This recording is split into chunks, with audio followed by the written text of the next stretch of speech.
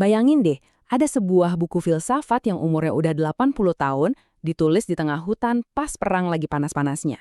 Nah, hari ini, buku yang sama justru jadi semacam ikon budaya pop di Indonesia.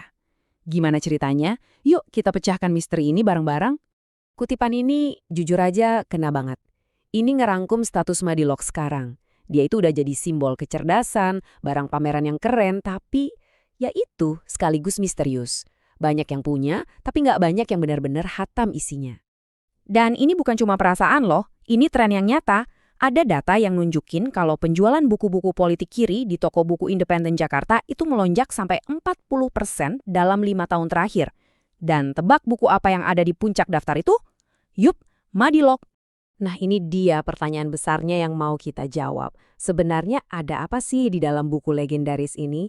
Kita bakal bongkar semuanya. Dari masa lalunya yang kelam, sampai gimana dia bisa bangkit lagi di era digital sekarang. Untuk nemuin jawabannya kita nggak bisa cuma lihat hari ini. Kita harus mundur jauh ke belakang. Bukan ke panggung sejarah yang terang benderang, tapi ke tempat yang sunyi, ke dalam hidup penulisnya. Jadi, yang nulis buku ini tuh bukan Tan Malaka yang fotonya kita lihat di buku sejarah. Dia adalah Ilyas Hussein, seorang pria dalam persembunyian. Nama itu jadi satu-satunya kemerdekaan dia, supaya dia bisa terus berjuang pakai senjata yang dia punya, pikirannya. Coba bayangin kondisinya. Madilog ini lahir di tengah dunia yang lagi kacau balau, lagi kebakar perang. Di situasi kayak gitu, bisa berpikir jernih aja udah jadi bentuk perlawanan yang paling radikal. Nah, ini dia kuncinya. Madilog itu lahir bukan cuma sebagai buku politik. Ini lebih dalam dari itu. Ini adalah upaya pribadi sekaligus nasional buat merebut kembali harga diri intelektual. Semacam balas dendam terhadap penjajahan pikiran. Oke, sekarang kita masuk ke jantung bukunya. Kita bakal bedah ide revolusioner yang ada di dalamnya. Sebuah cara berpikir yang disebut dialektika. Gini deh, logika tradisional yang biasa kita pelajari, itu kan ngelihat dunia serba hitam putih.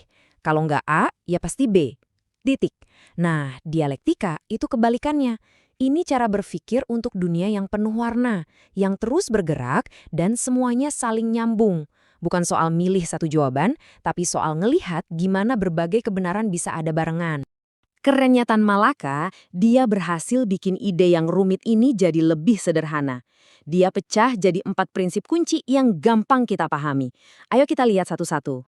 Ini contoh dari Tan Malaka sendiri. Kebenaran itu nggak kaku. Sesuatu yang dianggap bodoh di satu waktu bisa jadi jenius di waktu yang lain. Intinya, waktu itu mengubah segalanya. Prinsip kedua ini ngajarin kita buat selalu cari hubungan, bahkan di antara hal-hal yang kelihatannya beda banget. Nggak ada yang benar-benar berdiri sendiri di dunia ini. Semuanya itu bagian dari sebuah sistem yang jauh lebih besar. Dan ini contoh yang brilian banget. Ini nunjukin kalau di dalam masyarakat bisa ada dua kebenaran yang saling berlawanan, tapi dua-duanya sama-sama nyata. Apa yang adil buat satu pihak bisa jadi sebuah ketidakadilan buat pihak lainnya. Terus Tan Malaka ngasih kita teka-teki sederhana, tapi dalam banget nih buat ngejelasin prinsip terakhir, gerakan. Coba deh Anda pikirin sebentar. Bola yang lagi gerak itu posisinya di mana sih sebenarnya? Jawabannya, bola itu ada di sini sekaligus nggak ada di sini. Aneh ya, tapi masuk akal. Karena dia bergerak, dia secara bersamaan ada di satu titik sambil ninggalin titik itu. Nah, disinilah semua prinsip tadi nyatu. Dialektika itu adalah logikanya dunia yang terus bergerak. Oke, sekarang kita udah kenal sama penulisnya, kita udah paham gagasannya. Waktunya kita balik lagi ke masa kini buat mecahin misteri di awal tadi. Kenapa buku ini bisa sepopuler sekarang? Jadi gini, daya tarik Madilog itu ada di relevansinya yang nggak lekang oleh waktu. Perjuangan melawan penjajahan mental itu kan terus berlanjut. Kalau dulu musuhnya kolonialisme, sekarang musuh kita mungkin pemikiran yang serba hitam putih dan gelembung informasi yang dibikin sama algoritma media sosial. Madilog nawarin cara buat keluar dari kotak itu. Nah, sekarang kita sampai di bagian paling akhir, di kesimpulan yang paling dalam soal batas-batas dari pengetahuan itu sendiri. Kutipan ini menurut saya justru kekuatan terbesar Madilog, bukan karena buku ini punya semua jawaban, tapi justru karena dia berani nunjukin di mana logika dan jawaban itu berhenti. Dan disinilah letak keindahannya.